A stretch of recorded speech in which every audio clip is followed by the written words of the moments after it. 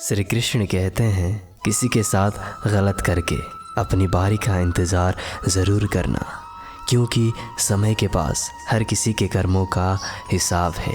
अगर आपकी खुशी इस बात पर निर्भर करती है कि बाहर क्या हो रहा है, तो आप हमेशा बाहरी परिस्थितियों के गुलाम बने रहेंगे। आँख में पड़ा हुआ तिनका, पैर में चुभा हुआ कांटा और रुई में दबी हुई आग से भी ज़्यादा भयानक है हृदय में छुपा हुआ कपट। कोई हमारा बुरा करना चाहता है तो ये उसके कर्मों में लिखा जाएगा। हम क्यों किसी का बुरा सोचकर अपना कर्म और वक्त दोनों खराब करें।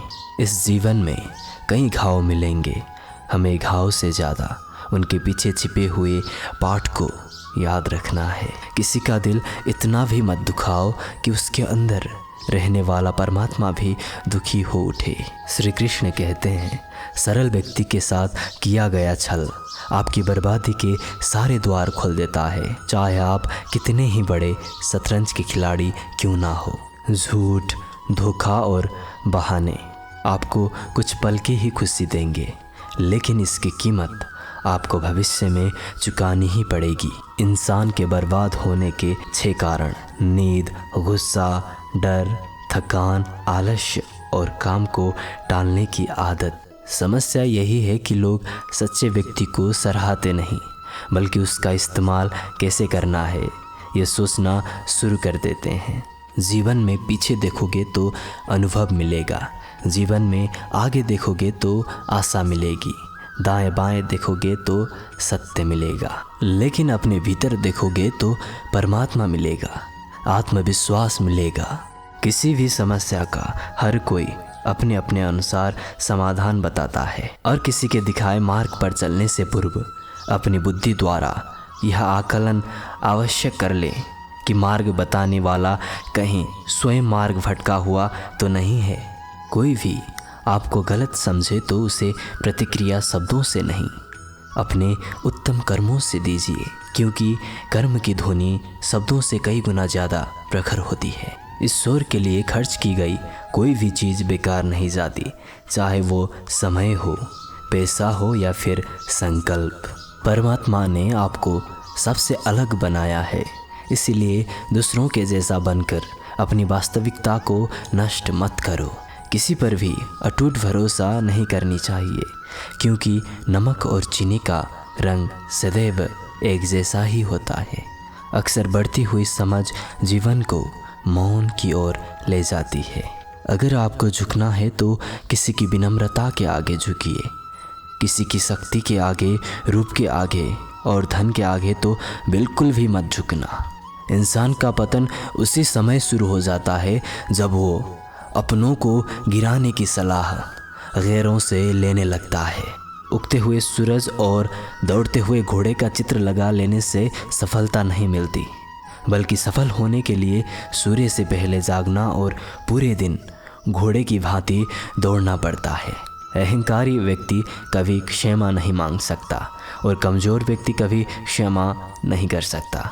क्षमा मांगना तो नम्र व्यक्ति का गुण है और क्षमा करना शक्तिशाली व्यक्ति का गुण।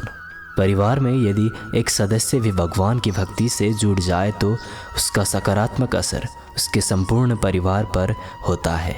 चिंता करना छोड़ दो, क्योंकि अंत में सब ठीक हो ही जाता है, और अगर ठीक ना हो तो यह समझ लो कि अभी अंत नहीं हुआ है। किसी ने ईश्वर से पूछा, तुम्हारे सबसे नज़दीक कौन है? ईश्वर ने कहा, वो इंसान जिसके पास बदला लेने की शक्ति हो और उसने फिर भी माफ़ कर दिया हो। श्री कृष्ण कहते हैं, जो अपना ना हुआ उस पर कभी हक ना जताना, और जो समझ ना सके उसे कभी अपना दुख ना बताना।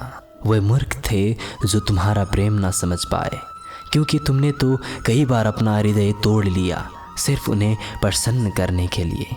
जो मन से शुद्ध और वैरभाव से मुक्त होता है, विपत्ति आने पर उसे किसी का साथ ना भी प्राप्त हो तो ईश्वर के साथ की शक्ति किसी ना किसी रूप में उसके साथ अवश्य होती है। भगवान ने गीता में लिखा है, मन अंधा होता है और इसके पास अपना कोई ज्ञान नहीं होता। मन कुछ नहीं जानता और ना ही सही मार्गदर्शन करता है। इसलिए आप अंधे मन की बातें मानकर ज़रूरी कामों को टालना बंद कीजिए। आप हमेशा